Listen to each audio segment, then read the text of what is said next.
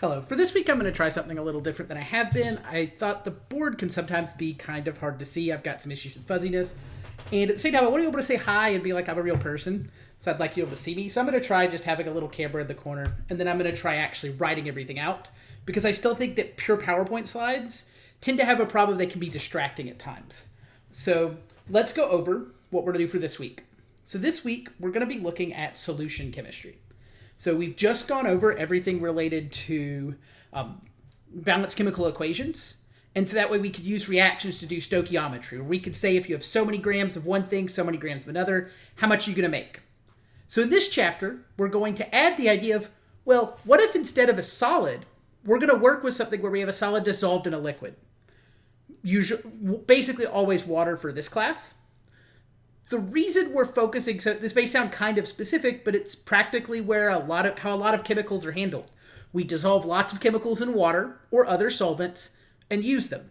So it's a common way to use chemicals, so it makes sense to have a whole chapter dedicated to it. So to begin, we have to know how we're going to talk about these things that we call solutions. So solutions are going to be a general, okay. Let's be clear. So in 1212, the next semester of this course, we're going to talk about different types of solutions where you can have solids dissolved in solids, gases dissolved in gases, lots of different types of solutions. So in general, solutions are going to be where we have one substance dissolved in the other.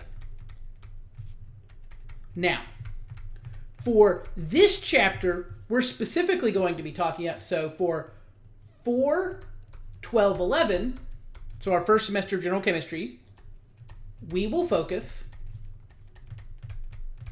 on solids dissolved in liquids. So what this means is you have two parts of a solution. So you have the solvent. The solvent is going to be the major component. And it's going to be what does the dissolving.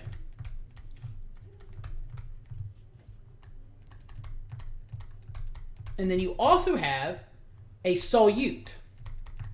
This is going to be our minor component. And it's going to be what is dissolved. So practically speaking, what does this look like? If I take a beaker and I put some water into it, we're going to say that's water. When the water's by itself, if it's pure water, that's just going to be a liquid. It could potentially be a salt. We could use it as a solvent, but it is not yet a solution because there's nothing else inside of it. It's just a bunch of water. Now, as a side note, clearly, water you get out of your tap is actually a solution. It probably has a few things dissolved in it. If nothing else, it probably picks up a few things out of your pipes. Not a whole lot, but there's a little bit of stuff dissolved into it. And if you get water out of, like, let's say, the lake outside of Southwire nearby, that will probably have more things. If nothing else, it'll be in a pond. There might be small creatures in it. There could be all kinds of different stuff there. There could be some traces of metals, possibly. Hopefully not. There could be different things from the mud in the area. There's a whole bunch of different possibilities. Also, water will probably have some gases dissolved in it as well. There'll be things like a little bit of oxygen inside of there. But what we're going to focus on is in chemistry, when we talk about textbooks, we talk about ideal situations. So we have water that is pure and there's nothing else in it. So it's a potential solvent, but it's not a solution yet. We're then going to add, so this will be like you would do at home. Let's say I wanted to cook with this and I added some sodium chloride. Sorry about that. Didn't mean to change slides yet. So we add some sodium chloride to it.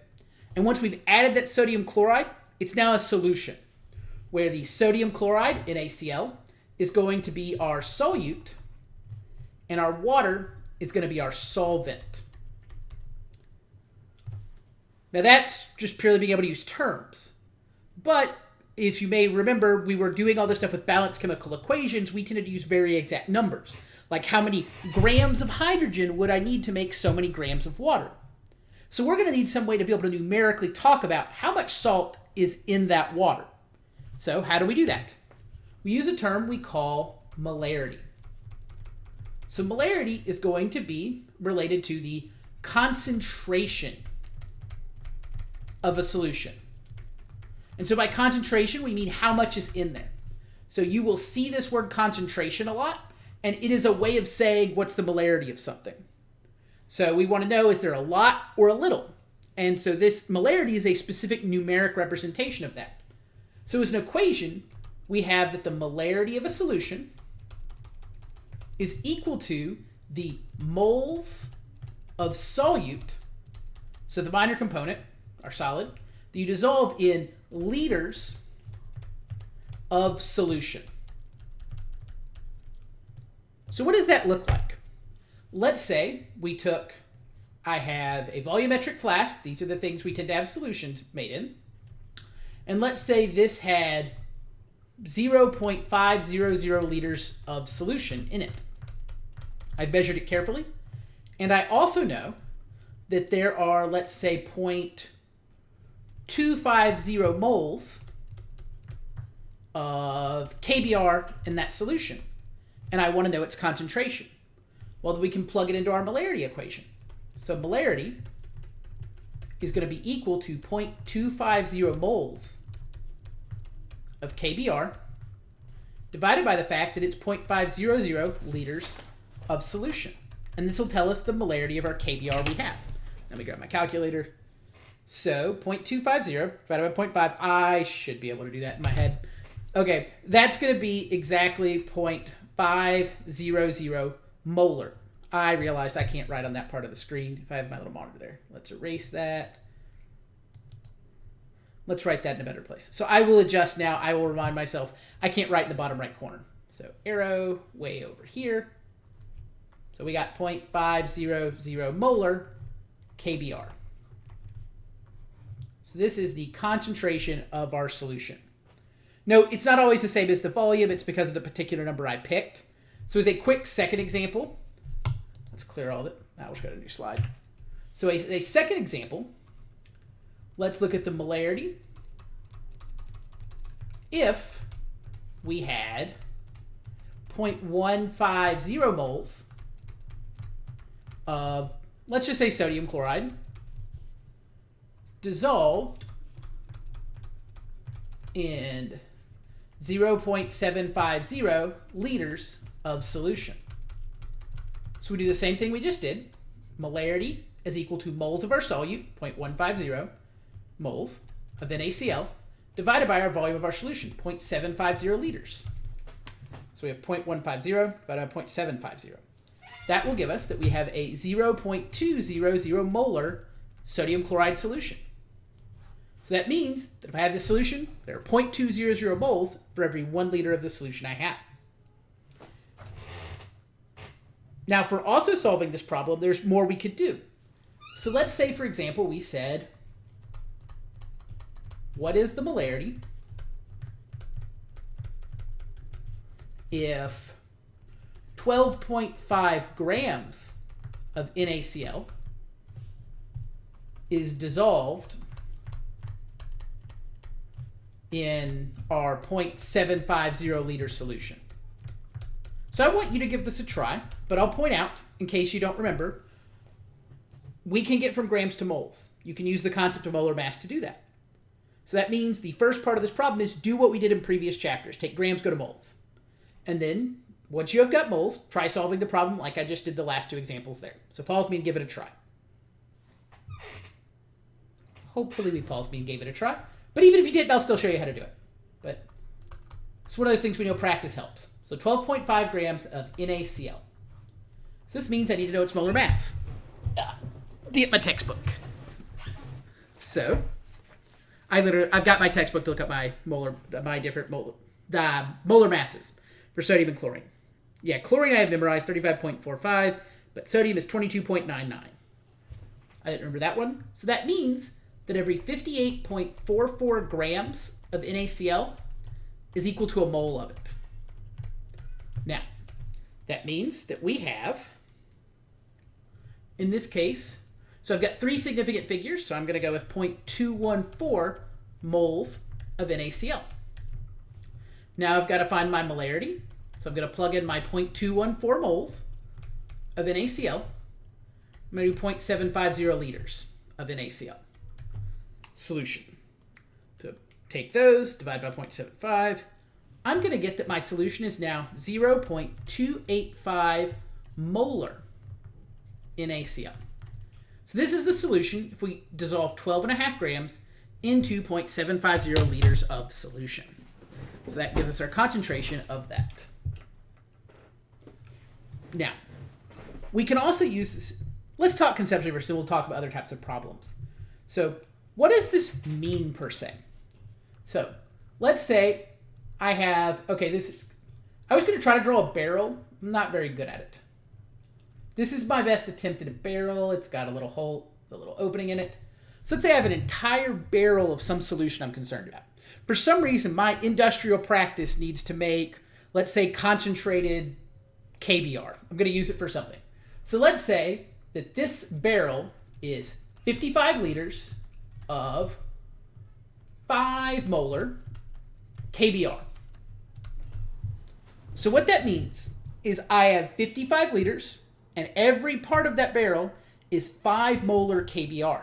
That means there are 5 moles for every 1 liter. So for one example, and so this is another way you could solve the problem, you could just ask the question of how many moles are in the entire barrel? Well, now we're going to do it a bit differently. So before we were solving questions where we were dealing with, well, I've got the moles and the liters, how do I find the molarity? Well, we can rearrange it to do it the other way. So this big M here, it's important to remember, stands for moles per liter. That means anytime you see the big M, you can rewrite it. So this means there are 5.00 moles of KBr in every 1 liter of solution. Well, by golly, that looks a whole lot like a conversion factor because it can act as one. You can use this to go between moles and liters, or liters and moles. This structure is similar to molar mass with grams per mole, except in this case, the 1 goes to liters rather than the mole. So what molarity does is it gives you a tool to take solutions and convert them from liters to moles or moles to liters, similar to how you get molar mass. For solids. The difference is molarity has to be calculated or given to you, whereas molar mass can be found in the periodic table. This is because you can have different concentrations. You could have a different barrel that was 1 molar, and it would have a different concentration than the barrel that was 5 molar. So just knowing its KBr isn't enough. You have to be given some information to find that molarity. But now that we know, I can say, okay, I've got a 55-liter drum, and I know that every liter of that drum contains 5 moles of KBr. So that means my entire drum is going to be, so I only put 2 sig figs because of this 55 liters things. So I'm going to round that to 280 molar KBr. And if I had put 55.0, you could put 275 molar KBr, which is what your calculator told you. So if you had had 3 sig figs, you could have done that. So, wrong. Moles. Be careful about units. 280 molar would be very, very concentrated. So we have 280 moles of KBr. That's how much we have in that entire barrel. Now, practically speaking, there's a good chance my industrial process, maybe I'm not going to use all this at once. This is a storage tool, and I pull a little bit out at a time. So let's say I grab 100 milliliters out of that drum, and I want to know how many moles are in that 100 milliliters I drew. Well, we're going to have 100.0 milliliters, let's say. So the conversion up here, you'll notice, is in moles per liter. So I'm going to start by converting 1,000 milliliters to 1 liter. And I don't want to know volume, though, because I want to use a balanced chemical equation a bit, so I'm going to need to get this to moles. So I know every 1 liter contains 5.00 moles of KBr. So the liters and the milliliters will cancel, and if we multiply all that out, we're going to get that this 100 milliliter portion is going to contain 0.500 moles of KBr. So from a practical perspective, what this means is that any part of this barrel is going to have this concentration. We can pull a little bit out, and we'll get some of the moles out. Kind of like if you imagine the concentration of a pool.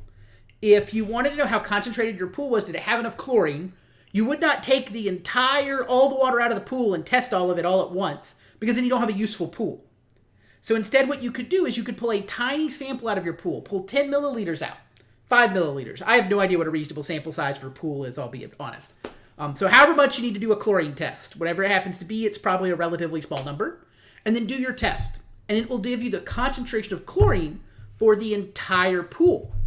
Because it's not like, oh, that portion of the pool you pulled out is different than the rest, unless you did something weird, right? Kind of like if you took a soda bottle and you pour a little bit out, the concentration of all the carbon dioxide, all the bubbles in it should be the same as the rest of the bottle. The flavoring agents are the same. It's not like if I pour 4 glasses of cherry Coke out of a cherry Coke 2 liter, that all 4 now taste really different. I'm like, oh, I really need the second glass because that one tastes the best. And the reason for that is because the concentration of all the components inside any of those, your water sample with chlorine, your cherry Coke out of your 2 liter, or your drum of KBR, all the portions of it should be the same concentration. So it doesn't, I can pull a small sample out and it will be the same concentration as the rest of that entire container. And this is useful to us as chemists because many times we're going to test really tiny samples of a larger amount to know something about it. Like your water treatment plant is going to pull little bits of water out, test them to see does it have any components we're worried about. It's going to send the rest of the water, assuming everything turns out okay, off to people rather than having to test every single drop. That would be much more difficult. So practically speaking, this is one way we use this. We pull small amounts out, and then by finding the concentration of that small amount, we now know the concentration of the whole big container. So I do want to do one more practice question where you do something like what I just did. So let's say that we've got, I got to come up with another question then. So you're in lab, and to do a reaction, you're going to be using, we're just going to use sodium chloride. We use that a lot in lab. It's because it's really safe, right? It's salt. You put it on your food tube. Sodium chloride's relatively cheap. It's easy to do work with. So if we need to make a solution, a sodium chloride solution is quite reasonable. So let's say, how many milliliters of a 0.100 molar NaCl solution do I need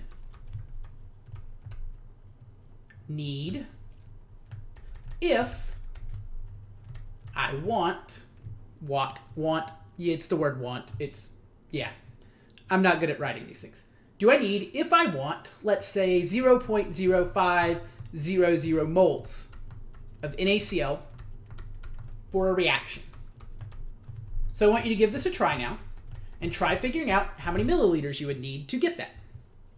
That means pause me here. Okay, let's take a look at it now. So we have our starting amount. We know we have 0.0500 moles of NaCl, but we don't want it in moles. We want to know the milliliters instead. So as a reminder, anytime you see the big M, that's the same as moles per liter. So it is 0.100 moles of NaCl per liter of solution. So I need to convert this to volume. So I can use molarity.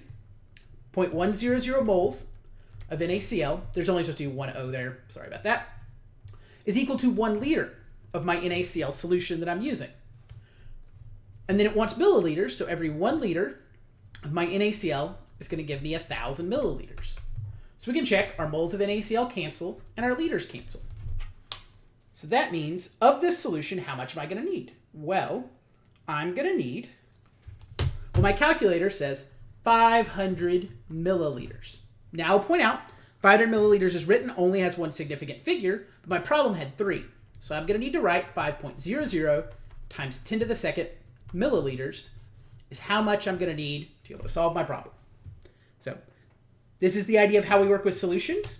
In general, they're going to be for the purpose of 1211, we're going to look at solids that you dissolve inside of liquids, where the liquid is going to be the solvent. It's going to be the major component, and it's going to be dissolving the solute, the solid we put into it.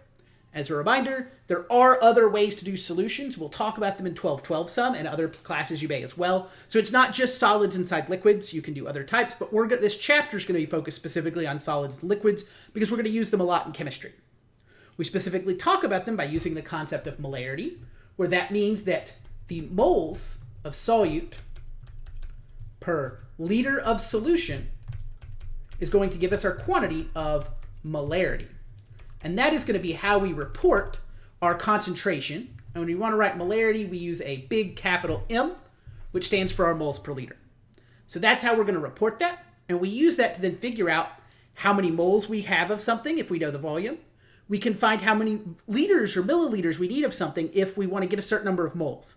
Or we can be told, hey, you have this many moles and this many liters, and then we can work through what must our concentration be. In the following videos, we will work through doing some actual stoichiometry with this, where we start having reactions and working with it.